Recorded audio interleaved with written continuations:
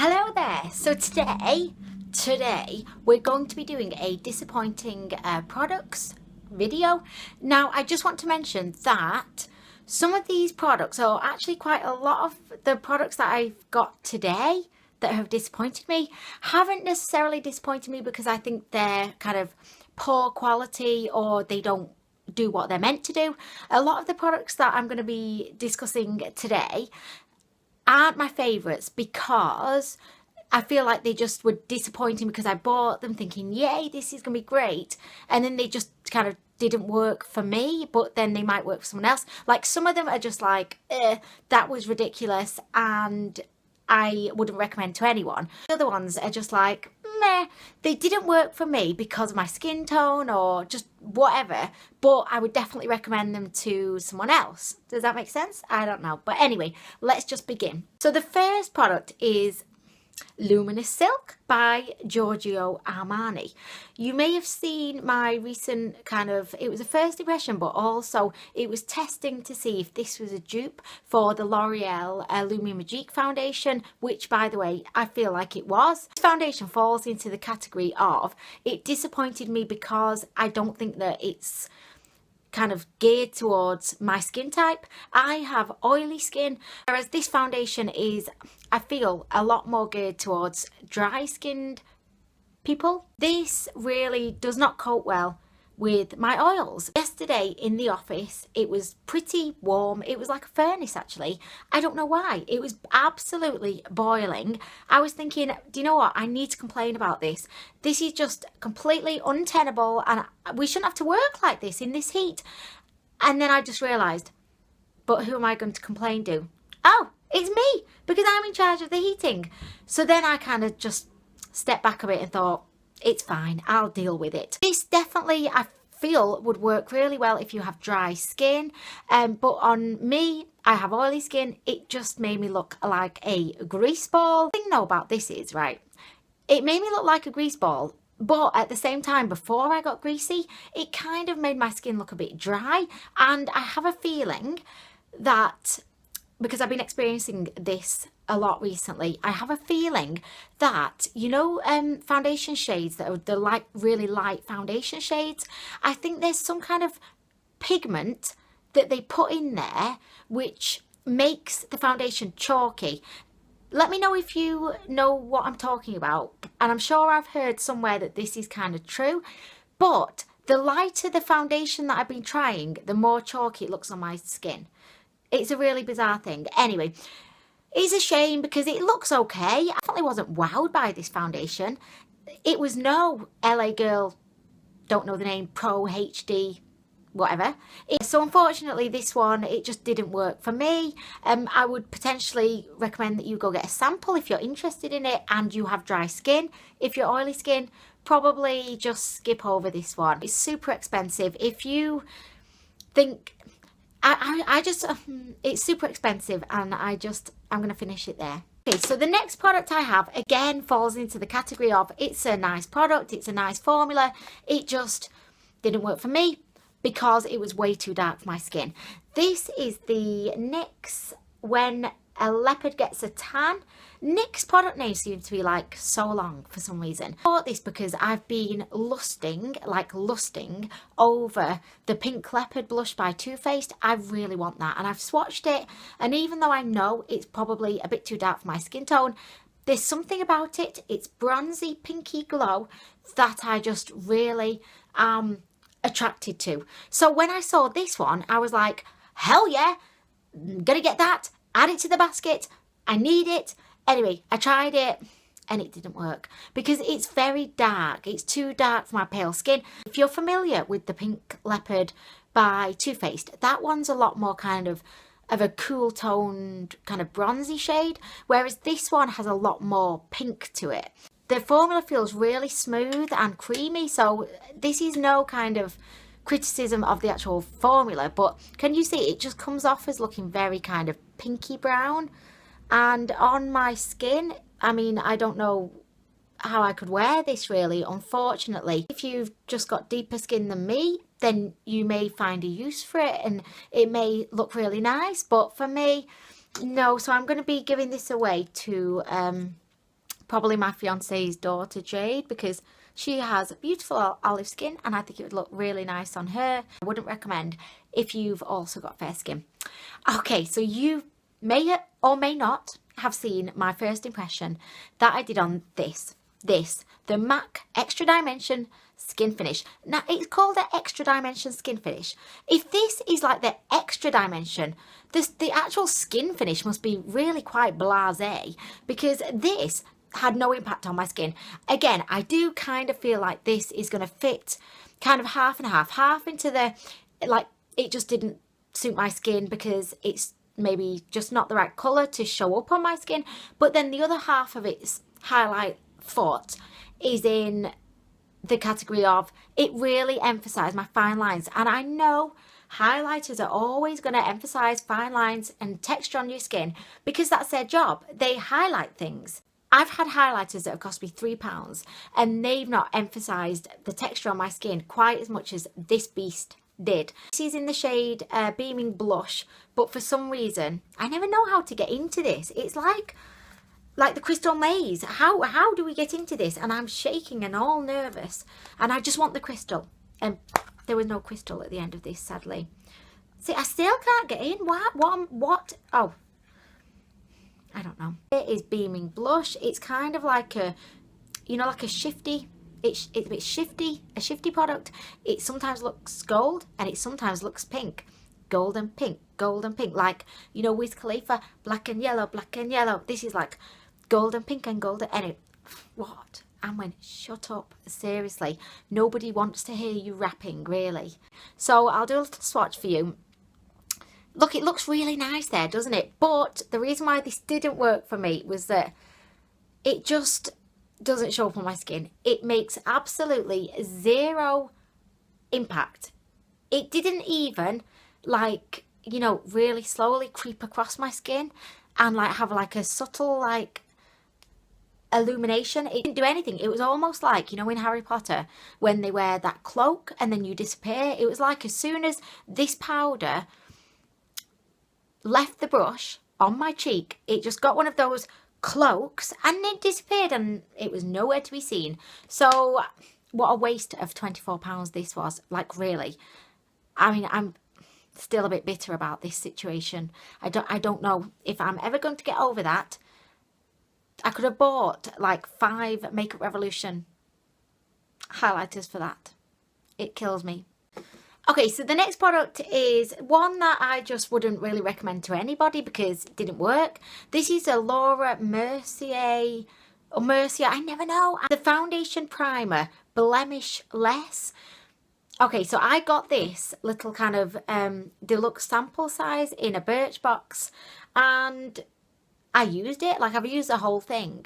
But even like, you know, the 5th time I was using it, I was putting it on thinking, this is a pointless charade of me putting this on my skin because it's not doing anything. Like, I didn't notice that my foundation lasted longer. Also, I know it says blemish less.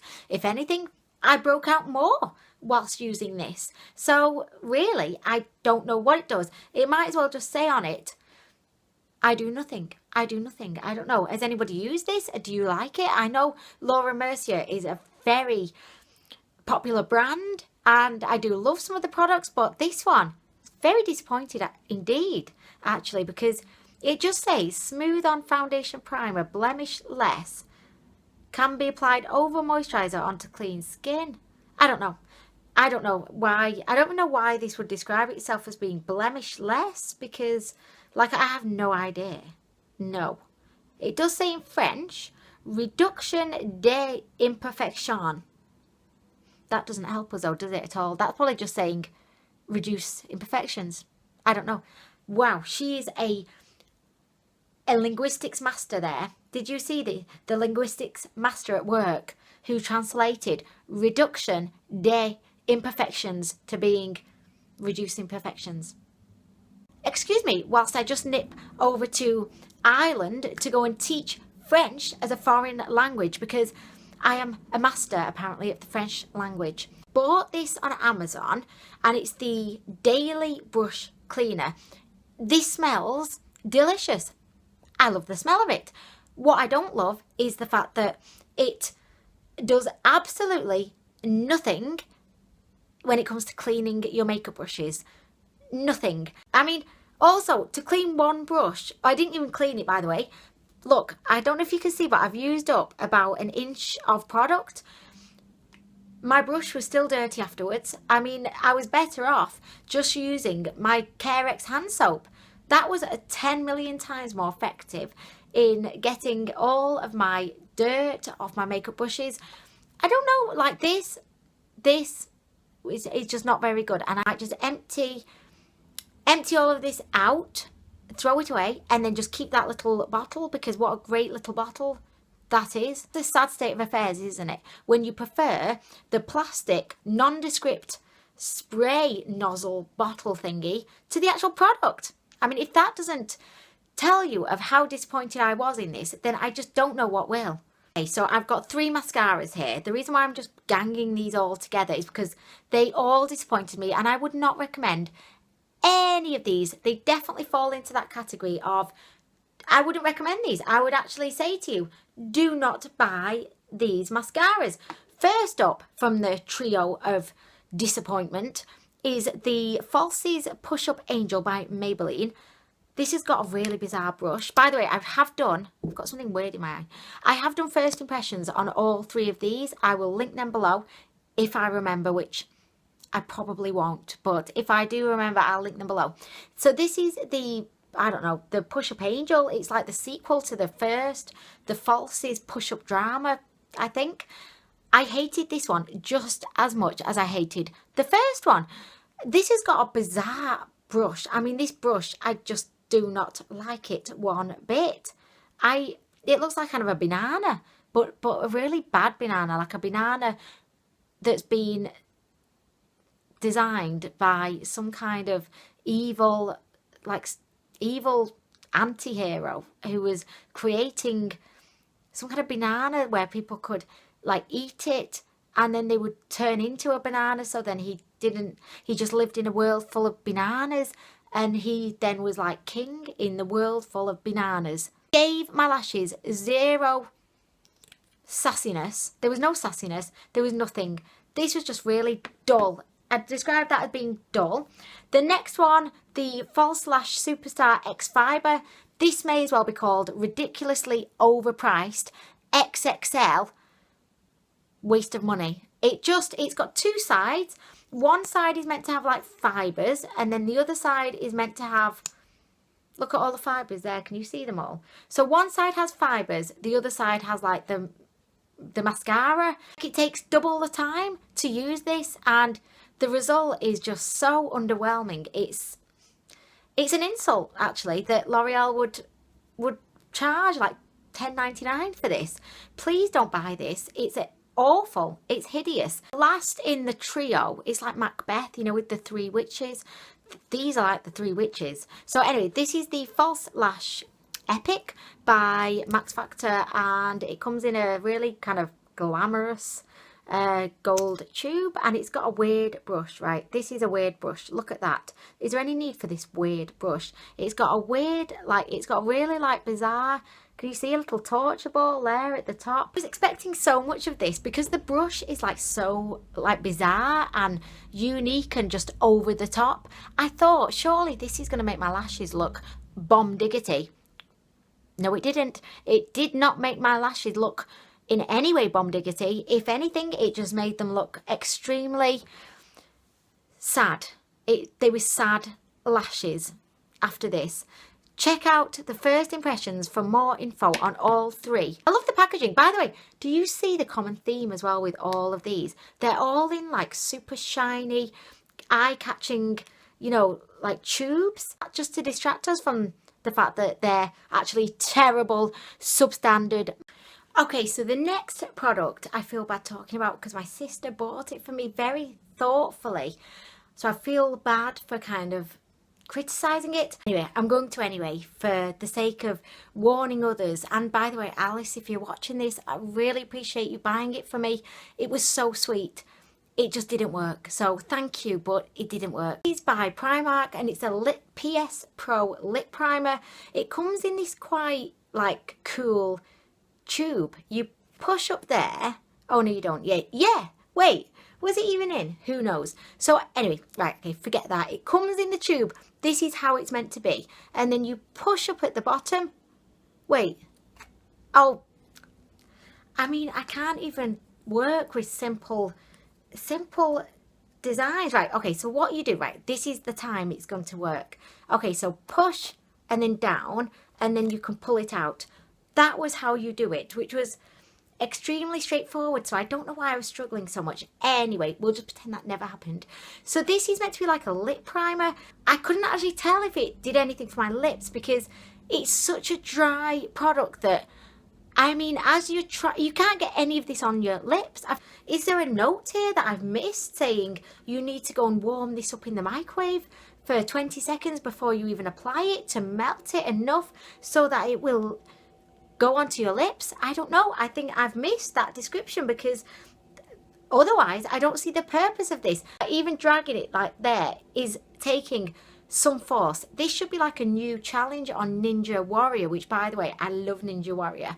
That should be like a new challenge. Forget those, you know, the hoops and the wall.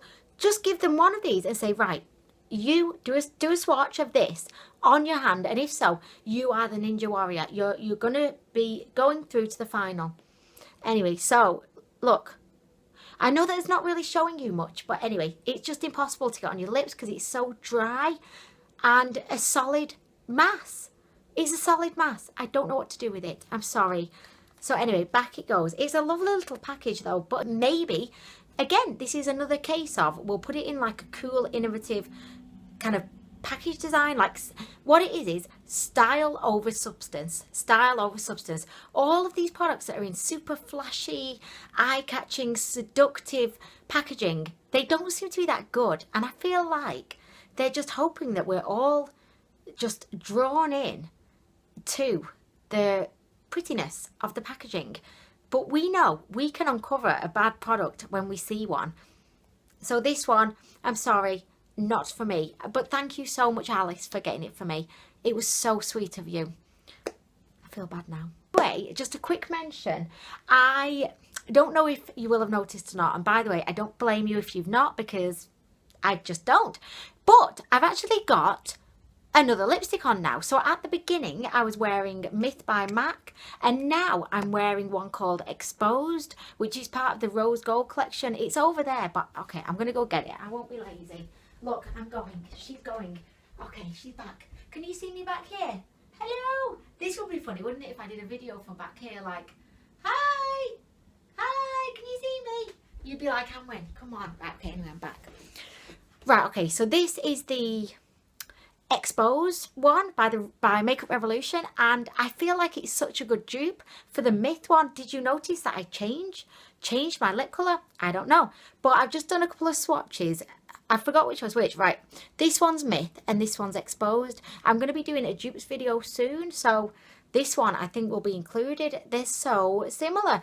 Anyway, complete side note, I'm going to end today with this little top coat by Essence. I was really attracted to this because it said crushed ice, and I was intrigued. I was like, crushed ice on my nails? How could this look? This could be perfect if I want to get dressed up as Elsa for a fancy dress. I've got my crushed ice. Anyway, it was awful. All this did was it just made my nails feel extremely rough, and then it took like a million years to actually get the nail varnish off my fingers when I was done with it. I don't know, why would anyone want rough feeling nails? And it didn't really look any different, maybe just like a bit cracked. But the cracked nail look is not something that I want to go for, really. It's something that we all get when the nail varnish is just, you know, coming off. Why would we want to create that look consciously? I don't know. I don't like this. I don't really see the purpose of it. It just says use your favorite nail polish as a base, cover it with this top coat for a rough crushed ice effect. What it should really say is do you want to completely destroy the look of your favorite nail polish? Put that on, it will look great, and then follow it up with this and it'll just make it look so ratchet. You just neglected your nails for 5 years. The end of my disappointing products video for today. I hope that it's been is somewhat useful. I'm sorry, I've been going here, there, everywhere, all around, and sometimes I lose like the focus of a video. I feel like I've done that a little bit here, so I do apologise. I hope you don't mind. Anyway, if you've stuck with me this far to this point in the video, that's wonderful. Thank you so much. You have a lot of patience. Anyway, I will be back soon with more reviews, and I will try to remember to put all of the individual reviews in the description bar as well, if I remember. Probably not. No, I will. I really will try. Probably not. As I'm saying it, the words are coming out, and in my head I'm going, Anwen, you're not going to do that. I will really try. Anyway, I'm going to go now. Thank you so much for watching, and I'll be back soon. Bye.